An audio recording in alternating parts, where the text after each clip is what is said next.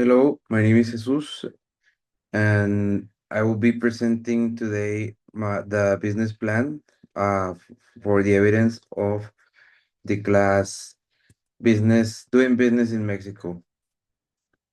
First of all, my name is Jesus Rivera Davila. I'm from the major BGB, Bachelor in Global Business, and I'm currently in seventh semester. Okay, so now we will start with the presentation. So just a second. And well, here we have the presentation for uh sorry, Le Rustic Camembert, which is a a cheese.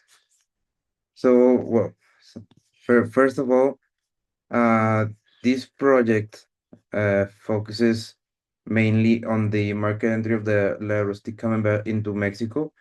This is an authentic French soft ripened cheese recognized for its creamy texture and its traditional production methods, and also its distinctive wooden packaging.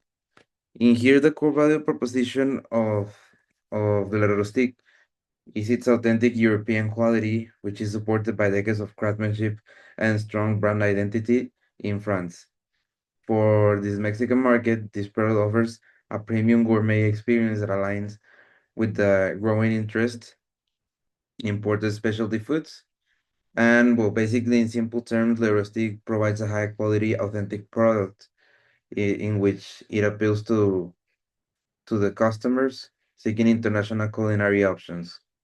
In here, in the presentation, we can see all this information and also the value proposition, which is to have an authentic French culinary experience.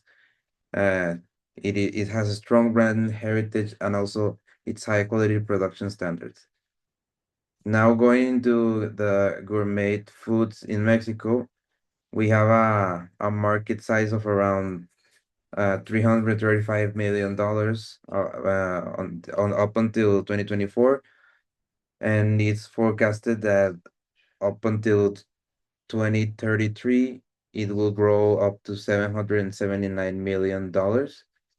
We can also see that the CAGR is around 8.8%, and also the source of EMARC Group. Well, this is sourced from EMARC Group up until 2024.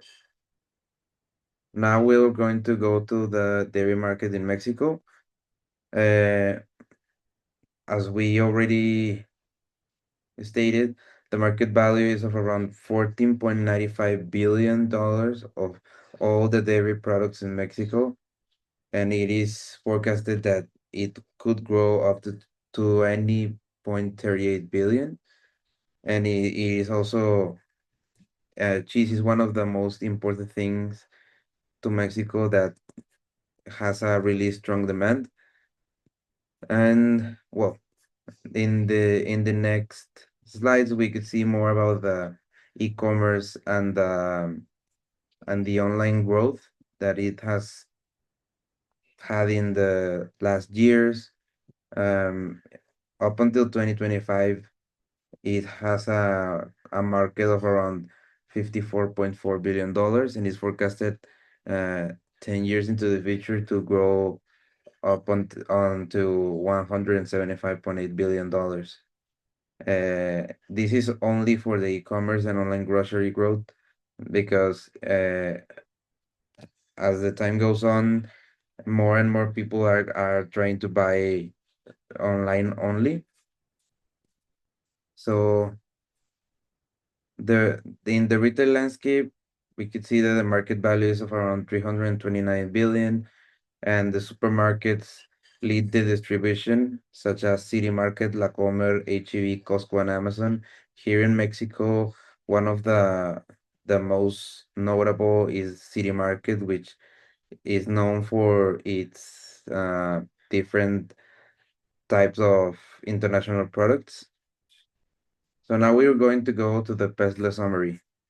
From the complete PESLA analysis, the factors with the highest impact on our project are the economic conditions, social trends, and import regulations.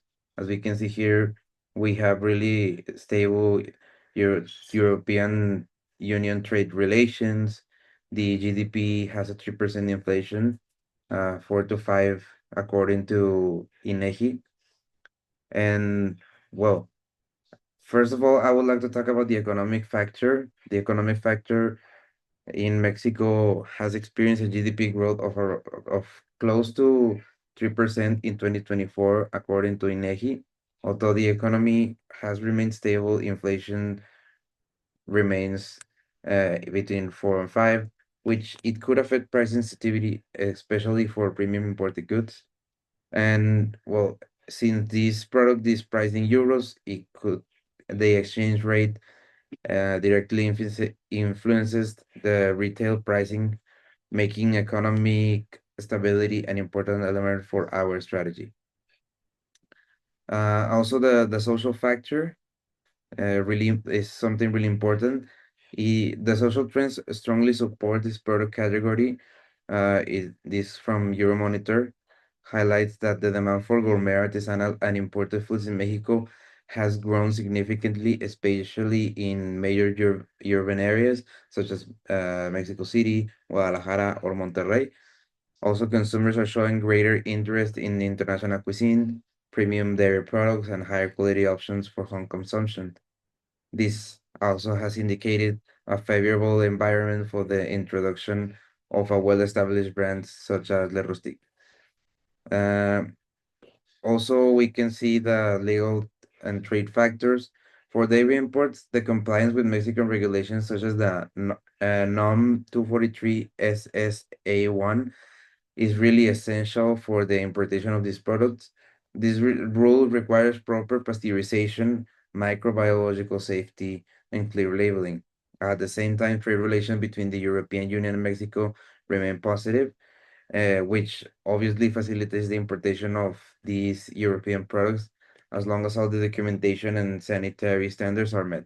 Overall, the regulatory requirements are strict but manageable with proper distributor support.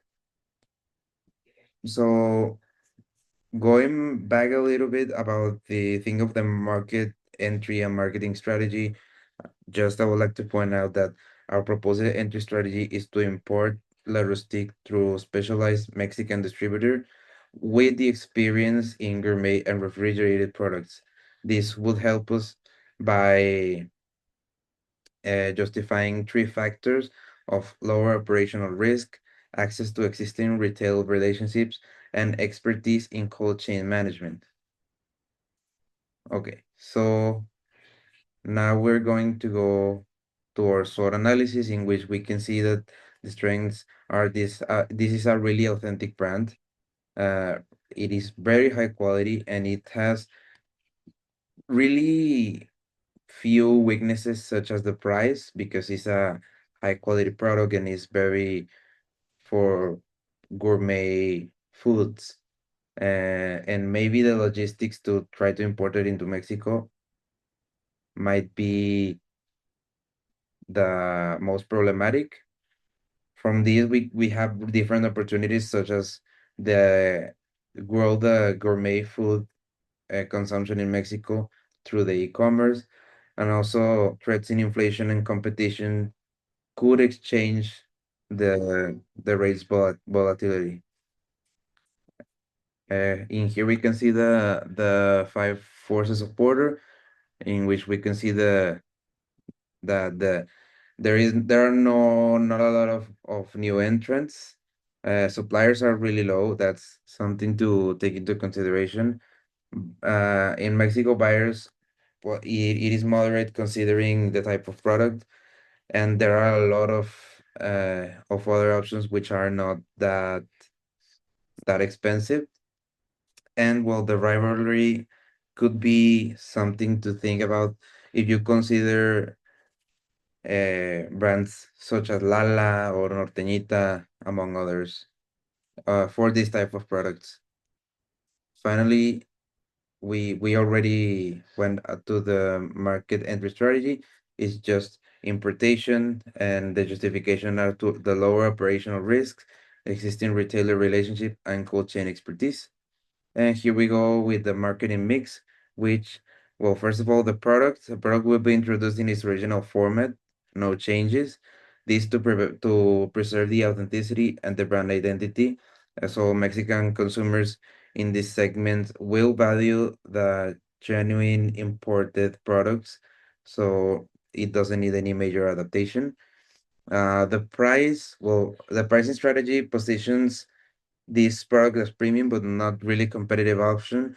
It will range from 120 to 200 pesos per unit, and we aim to remain within this range. And this positioning balances affordability for target segment with the premium nature of the brand. Also, the place this our distribution plans follow an omnichannel model with premium supermarkets such as City Market or HEB, hypermarkets such as Costco and Walmart, and online platforms such as Amazon or Mercado Libre. In e-commerce, grocery sales in Mexico grew over 20% in 2024. This mostly because of the pandemic.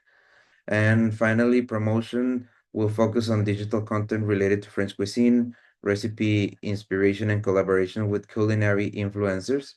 In-store tastings in places such as Costco, Walmart, or HEB could be used as they are highly effective for dairy products and encourage first-time purchases. Finally, we go with the recommendations. Um, but my first recommendation would be managing exchange rate exposure because pricing depends heavily on the euro to peso exchange rate.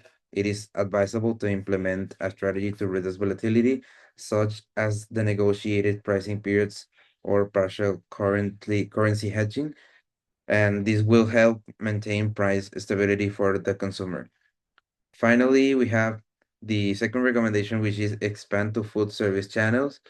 We recommend expanding distribution to high-end restaurants, cafes, or wine bars, and this increases the brand visibility and helps position the cheese with premium culinary environments.